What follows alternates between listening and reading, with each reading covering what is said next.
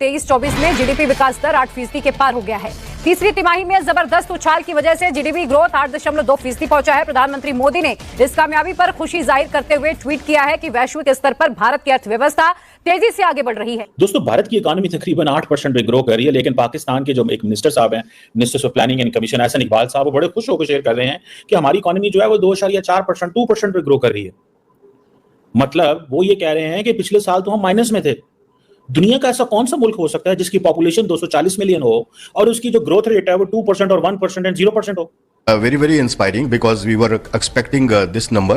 पाकिस्तान और हमारे पड़ोसी मुल्क इंडिया की आज़ाद एक दफ़ा हुए, आज़ाद एक ही दिन में हुए, लेकिन अगर इकोनॉमी के लिहाज से देखा जाए तो वो हमसे बहुत ज़्यादा आगे चला गया। हम वहीं के वहीं ठहरे। किंतु आरबीआई की बैलेंस शीट जो है वो 884 एक मुल्क है जिसका नाम भारत है, वो तकरीबन 8% पे ग्रो कर रहा है, 8% पे ग्रो कर रहा है। और ये आपके सामने IMF, world bank, every global financial institution is talking this. And 2024 में वो 8% पे ग्रो करेंगे। कल उनकी स्टॉक मार्केट जो है वो 5 ट्रिलियन पे पहुंच गई। हांगकांग से वो पीछे है, चाइना से पीछे है, अमेरिका से पीछे है। वो मतलब सिर्फ इतना सा फर्क रह गया। और हमारे यहाँ अच्छा, अब अगर इनसे पूछें तो वो कहेंगे भाईजान इसमें हमारा क्या कसूर है, वो तो पिछलों ने किया है। पिछलों से पूछेंगे वो कहेंगे हमारा क्या कसूर है, हमारी तो हुकूमत चली गई थी तो हम वो इकोनॉमी स्लो हो गई। उससे पिछले पूछे वो पिछलों पे डाल देंगे, उससे पिछले से पूछेंगे उससे पिछले पे डाल देगा। मतलब कोई nobody is going to take the responsibility. 8% से भी ज्यादा वो ग्रो कर रहे हैं। उनका जो नेशनल स्टैटिस्टिकल ऑफिस है वो भी यही कह रहा है, ठीक है जी। रिजर्व बैंक ऑफ इंडिया भी यही कह रहा है कि 7% प्लस है। सो हमें ये देखना है कि हमारे कहां पे प्रॉब्लम्स हैं, या हमने ऐसे ही ग्रो करना है, या जरूरी कोई नहीं है। वो पता है क्या पैगाम लेके बैठे हुए हैं, विकसित Bharat, which means making India a developed nation by 2047। यहां पे क्या होता है, यहां पे 10 साल मंसूबे आते हैं, 15 साल 20 साल आते हैं, हुकूमत उड़ा देते हैं, वो कहते हैं जनाब ये हुआ क्या। दोस्तों, भारत की इकोनॉमी तकरीबन 8% पे ग्रो कर रही है, लेकिन पाकिस्तान के जो एक मिनिस्टर साहब हैं, minister of planning and commission Ehsan Iqbal साहब, वो बड़े खुश होकर year of low growth in Pakistan, high inflation, purchasing power लोगों की खत्म हो चुकी हुई है। यार ब्रदर, सीधी सा बात है, इंडिया सबका बाप बन चुका है। उसको हराने के लिए ना हमें इंडिया समझ लें हमारे तरह 10 से 20 साल आगे चला गया। इंडिया सबका प्यो बनता है, उसको हराने के लिए ना पूरी दुनिया एक साइड पे कर लो, इंडिया अकेला एक साइड पे। यार इंडिया को अब हराने के लिए सोल्यूशन ही हमें चाहिए। बस हमें अगर पाकिस्तान ने तरक्की करनी है ना तो हम उनके साथ ना बैठ के ना टेबल टॉक करें ताकि हमारा भी बेनिफिट हो जाए।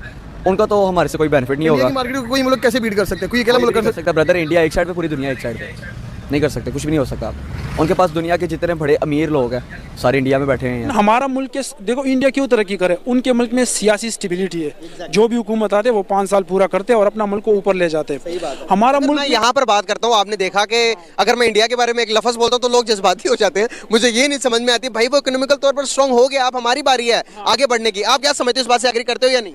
इस बात से एग्री करते हैं बिल्कुल। जो लोग इंडिया के अगेंस्ट जा रहे हैं ना, वो तो बिल्कुल उनके अंदर ही नेगेटिविटी भरी हुई है। मेन जो बात है कि हमारा मुल्क का मसला क्या है, मसले पे आना चाहिए। ऐसा तो मैं भी करूँगा, इंडिया ऐसे हम ऐसे, तो इससे तो बात नहीं बनेगी। हम दोनों मुल्कों को ट्रेड होना चाहिए, दोनों मुल्क हम ट्रेड करें ताकि हमारा मुल्क भी खुशहाल हो और उनका मुल्क भी खुशहाल। अब इमेजिन करें, फॉरगेट दिस, वो क्या वहां पे टर्म्स यूज हो रही है, मोदीनॉमिक्स। इंडिया के अंदर टर्म्स यूज हो रही है मोदीनॉमिक्स। जो आप उनकी भारतीय जनता पार्टी है वो कहते हैं कि ये हमारा जो विजन है फॉर इंडिया, दैट इज विकसित भारत 2047। मोदीनॉमिक्स काम करेगी और जो and they are going to get us, ठीक है। उसके पीछे, उनके पीछे बहुत सारी ऐसी चीजें हैं ना, आप ये बता नहीं सकते। क्या हम बता सकते हैं there is a digital revolution? क्या हम ये कह सकते हैं कि डिजिटल रेवोल्यूशन है? डिजिटल गवर्नेंस क्या है? वो तो ऐसी चीजें अपने लोगों को बता रहे हैं।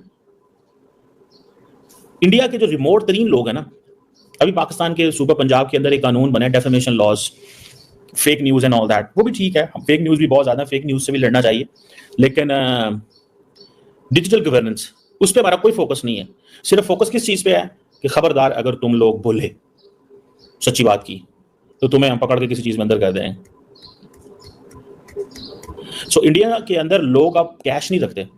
इवन जो रिमोट तरीन इलाके हैं ना, वहां पे भी कैश नहीं है, ठीक है जी। QR कोड चलता है वहां पे। ये है उनकी digital governance, digital payment system.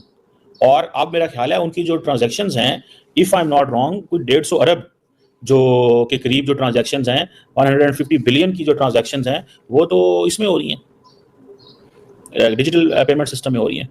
क्या हम अपने लोगों को कन्विंस कर सकते हैं? क्या हम ये डिजिटल रेवोल्यूशन लेके आ सकते हैं? एक बात बताऊं, इंडिया के पास कोई ऑप्शन नहीं थी, जितनी बड़ी उनकी आबादी है, अगर वो अपने जो पेमेंट इंफ्रास्ट्रक्चर इस तरह डेवलप ना करते अगर वो इस तरह डेवलप ना करते तो हमारे लिए बहुत ज्यादा मुश्किलात पैदा होनी थी, और सॉरी उनके लिए बहुत ज्यादा मुश्किलात पैदा होनी थी।